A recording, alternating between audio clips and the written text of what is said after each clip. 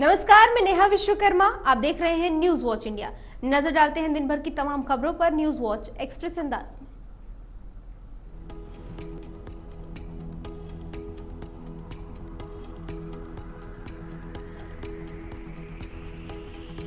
PSLV से अलग हुआ Aditya L1 spacecraft, ISRO chief ने दी बधाई।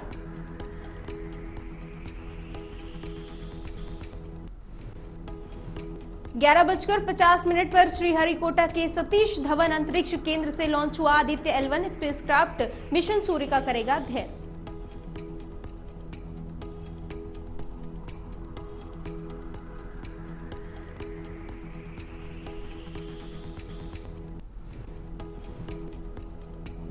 पीएम मोदी समेत कई नेताओं ने आदित्य L1 के सफल लॉन्चिंग के लिए इसरो को दी बधाई, ट्वीट करके की तारीफ।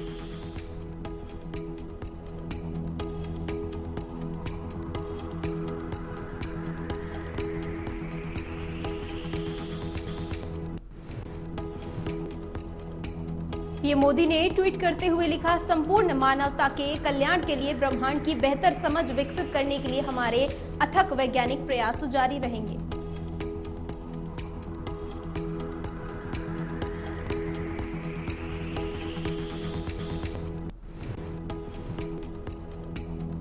टीचर डे के मौके पर मिलेगा देश भर के शिक्षकों को सम्मान, राष्ट्रपति द्रौपदी मुर्मू करेंगी 75 टीचर्स को पुरस्कृत।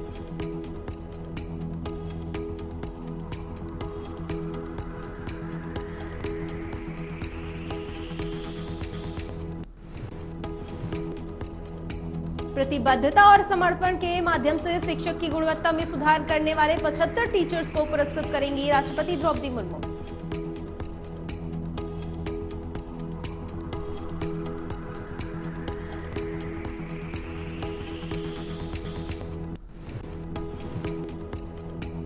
असम राइफल्स ने 4,200 करोड़ रुपए से अधिक की अवैध दवाइयों को किया जब्त, 4 सालों से चल रहा है अभियान।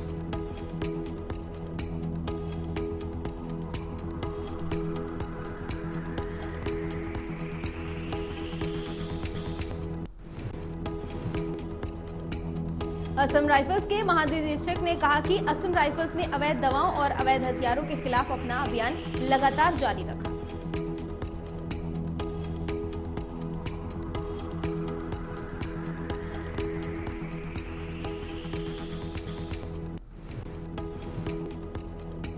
वहीं 45 महिला सैनिक वर्तमान में सूडान और कांगो के संयुक्त राष्ट्र मिशनों में हुई हैं शामिल। महिला सैनिक कर रही हैं अभूतपूर्व काम।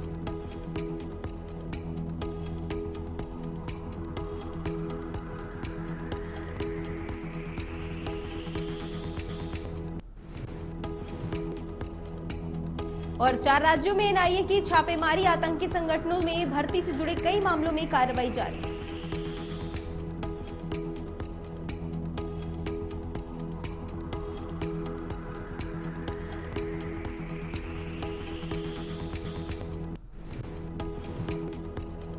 राष्ट्रीय जांच एजेंसी ने महाराष्ट्र, गुजरात, कर्नाटक और तमिलनाडु में की छापेमारी की कार्रवाई।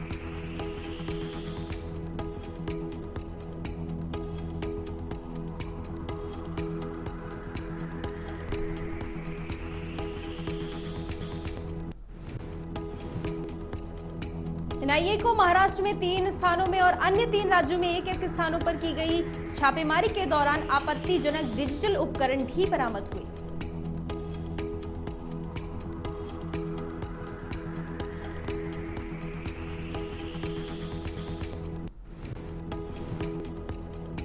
वहीं राजस्थान के प्रतापगढ़ जिले में महिला को निर्वस्त्र करके घुमाने का मामला आया सामने। महिला आयोग ने संज्ञान लिया, राजस्थान पुलिस से मांगी विस्तृत रिपोर्ट।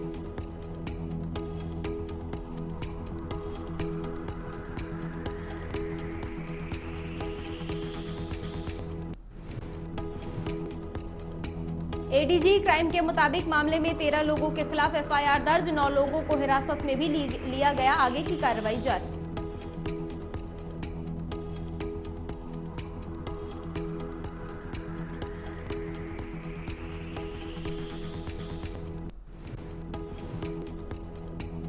राष्ट्रीय महिला आयोग ने इस पर ट्वीट करके प्रतापगढ़ से तुरंत कार्रवाई की मांग की। घटना को निंदनीय बताया। डीजीपी को दोषियों के खिलाफ तुरंत कार्रवाई करने के दिए आदेश।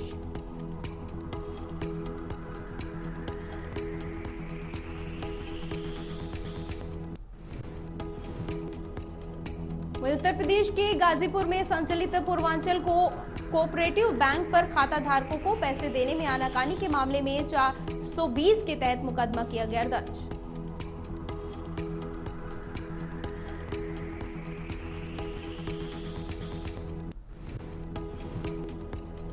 उन्नीस में जनपद मुख्यालय पर हुई थी पूर्वांचल कोऑपरेटिव बैंक की स्थापना। हर कोतवाली में दर्ज कराए गए मुकदमे।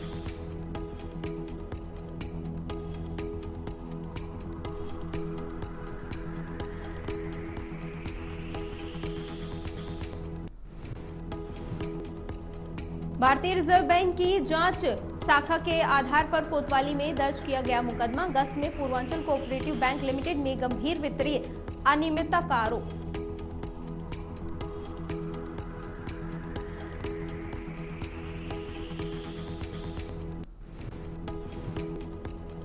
और वहीं ब्रिटेन के सिंगापुर में भी भारतवंशियों का डंका। भारतीय मूल के शन गुरुरत्नम बने सिंगापुर के राष्ट्रपति। रिकॉर्ड मतों से जीता चुनाव।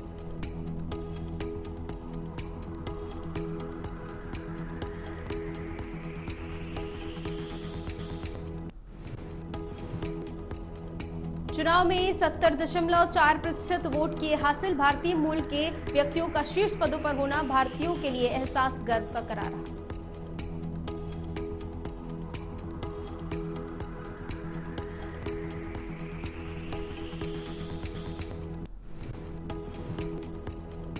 राष्ट्रपति हलीमा याकूब की जगह लेंगे शन गुरुरत्नम। दुनिया भर में बने चर्चा का केंद्र।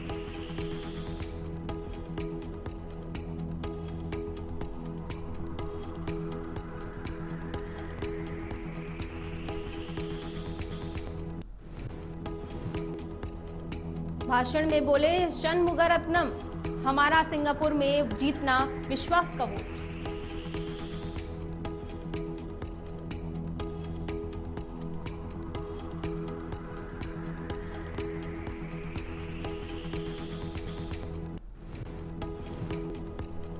और वहीं तुर्की के राष्ट्रपति एर्दोगन से फिक्स हुई पुतिन की मुलाकात। यूक्रेन से पश्चिम तक देशों को लगा आघात।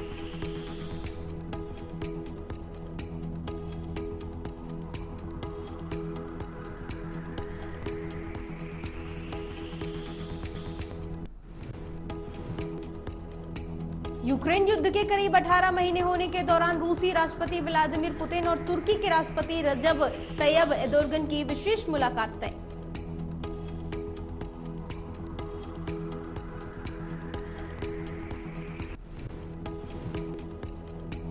उत्तर कोरिया और तुर्की भी रूस के यूक्रेन युद्ध में हथियारों के मददगार बन सकते हैं। पाकिस्तान का नाम भी हथियारों के सौदागरों में आ सकता है सामने।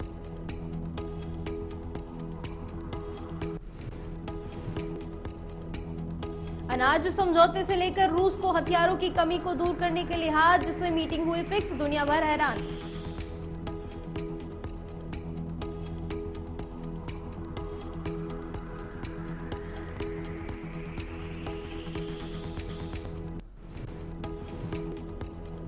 और जोहान्सबर्ग को लगी बुरी नजर। बहुमंजिला इमारत में आग लगने से 73 लोगों की हुई दर्दनाक मौत।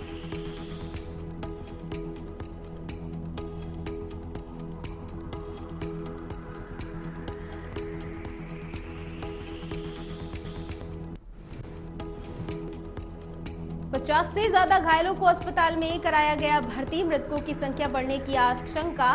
राहत बचाव कार्य जारी।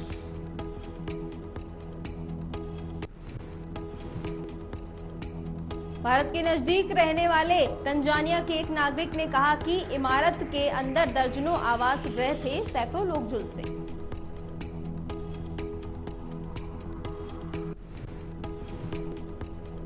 वहीं जबरन इस्लाम अपनाने के दबाव और बच्चियों के बढ़ते अपहरण से 30 हिंदू परिवारों ने छोड़ा पाकिस्तान।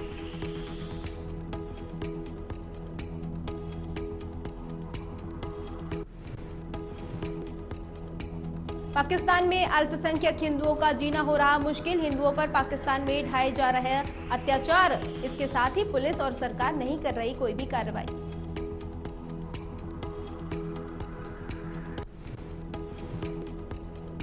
पिछले कुछ वर्षों में पाकिस्तानी हिंदुओं पर प्रताड़ना जारी। परेशान होकर 30 पाकिस्तानी हिंदू परिवारों ने छोड़ा देश। ट्रेन से आए भारत।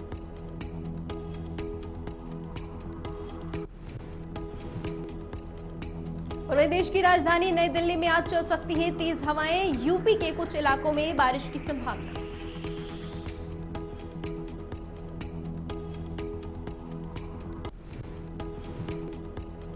उत्तर भारत के राज्यों में बारिश की गतिविधियों में कमी दर्ज। देश के बाकी हिस्सों में हल्की से मध्यम बारिश की संभावना।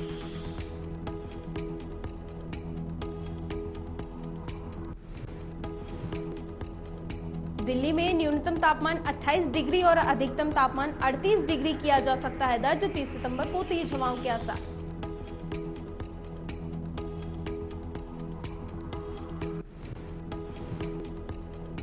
तीन सितंबर के बीच नई दिल्ली में दिन के वक्त चल सकती है तेज हवाएं। वहीं तापमान में भी मामूली बदलाव की संभावना।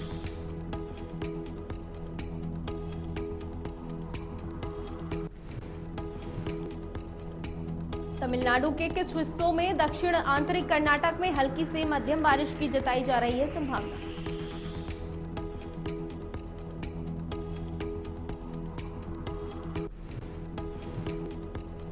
तेलंगाना, मध्य महाराष्ट्र, तटीय कर्नाटक, तमिलनाडु, लक्षद्वीप, अंडमान और निकोबार द्वीप समूह में हल्की से मध्यम बारिश की संभावना।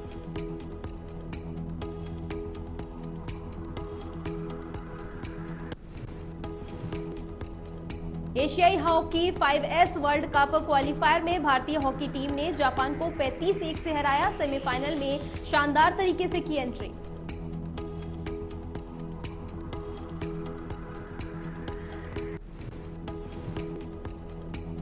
भारत ने मलेशिया को 7-5 और जापान को 35-1 से दी पटकनी। दोनों मुकाबलों में भारतीय हॉकी टीम के प्लेयर्स ने कुल 35 गोल किए।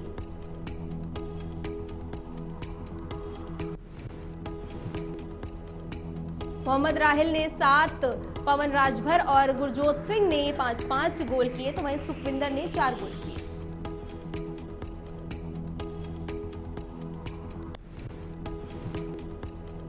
उधर एशिया कप 2023 में भारत और पाकिस्तान के बीच खेला जाएगा महामुकाबला। 4 साल बाद वनडे मैच खेलेंगी दोनों टीमें। रोहित शर्मा के हाथों में होगी कप्तानी की कमान।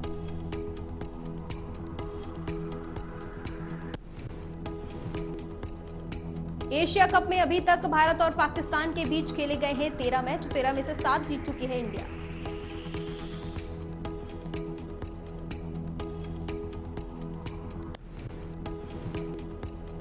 भारत के खिलाफ मुकाबले के लिए पाकिस्तान ने प्लेइंग 11 का किया ऐलान। पाकिस्तान ने नेपाल के खिलाफ खेलने वाले खिलाड़ियों को दी जगह।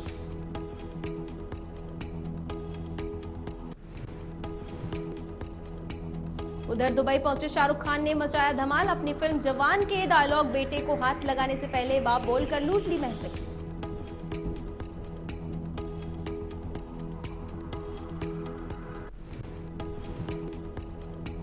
बीते दिनों बुर्ज खलीफा पर भी शाहरुख खान के फिल्म जवान का ट्रेलर किया गया था लॉन्च। ट्रेलर लॉन्च इवेंट में करीब 20,000 फैंस हुए थे शामिल।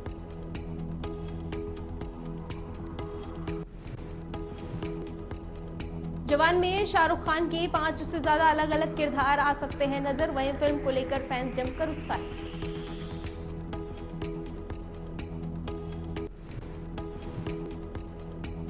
प्रत्युषा बनर्जी के पिता का बड़ा बयान। कहा, मेरी बेटी ने सुसाइड नहीं किया बल्कि उसका मर्डर हुआ है। जल्द ही होगा इस पर बड़ा खुलासा।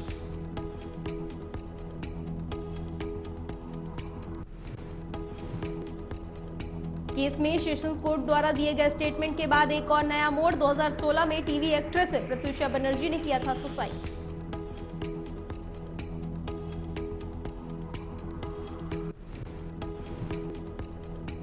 पिछले दिनों सेशन कोर्ट ने प्रत्युषा के बॉयफ्रेंड राहुल सिंह की याचिका को किया था खारिज। कहा, सुसाइड के लिए उकसाने में राहुल का हाथ।